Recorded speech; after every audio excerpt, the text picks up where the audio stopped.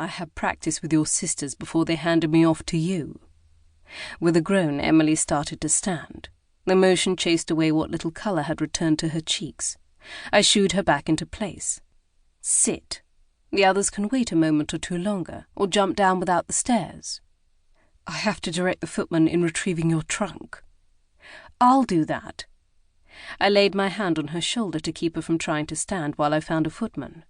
In the wide courtyard of churned packed dirt that tipped the long drive cutting through the trees, too many footmen teemed.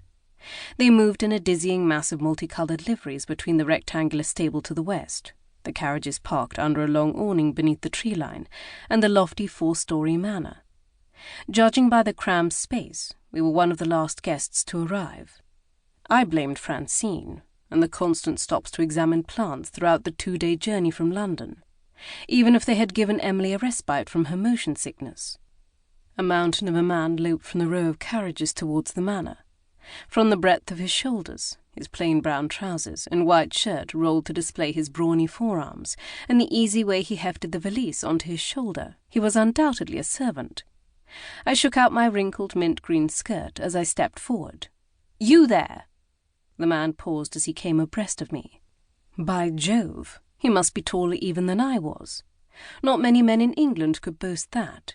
He shook his head to banish the shoulder-length blonde hair from his eyes, hair only a shade darker than mine. As he turned his attention to me, I flicked my hand to indicate the coach. "You'll need help with the trunk. Francine's packed her books in there. When you bring my bags to my room, be careful with the valise with the red ribbon on the handle. The contents are fragile." The man's eyebrows soared toward his forehead. His mouth twisted into a smirk. At least 4 feet of space separated us, but he closed that marginally as he leaned toward me. "You might want to be more careful who you invite into your room." Flabbergasted, my voice fled. I peered at the carriage door, but Mary didn't magically appear to give him a scolding. What good was her notorious hatred of men if she didn't ply it in my favour? The stranger's smirk spread to cover the lower half of his face. I drew myself up, trying to match his height. "I beg your pardon?" "I doubt you've ever begged for anything in your life." Untrue. I'd begged my father for 1 more week to find a husband of my choice, a man I loved, before he arranged a marriage. He'd refused. If I didn't find a husband at Lady Dunlop's notorious week of love, I'd find myself tied for life to a man I didn't know or love, or worse, a man I'd already found I couldn't love. I bit my tongue to keep from spouting the confession. The blonde behemoth traipsed toward the manor's front steps. At the top, a short round woman warmly greeted a bony young lady dressed in beige. I turned away as the man reached the bottom step. When I faced the carriage, I discovered that Emily had vacated the steps. She clutched my shawl to her shoulders. I intercepted her before she reached the boot loaded with our trunks. "Why don't you find our room and lie down?" She shook her head, but blanched at the movement and pressed her hand to her stomach. "The luggage." "I'll see to it." Francine's dusky maid scurried down the carriage steps. Her voice was soft, demure, as she added, "You should rest." I caught my maid's eye. "Please?"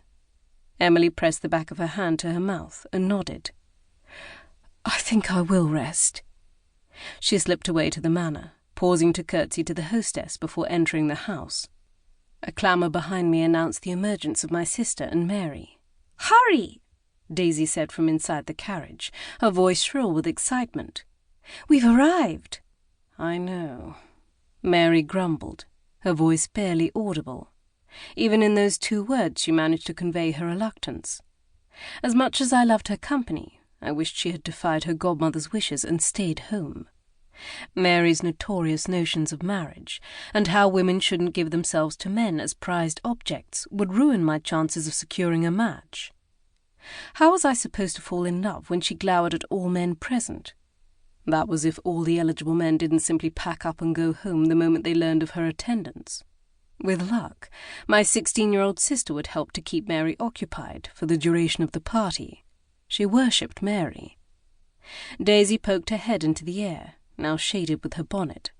When she met my gaze, her grin fell away. She replaced it with a serene expression and gracefully descended the steps.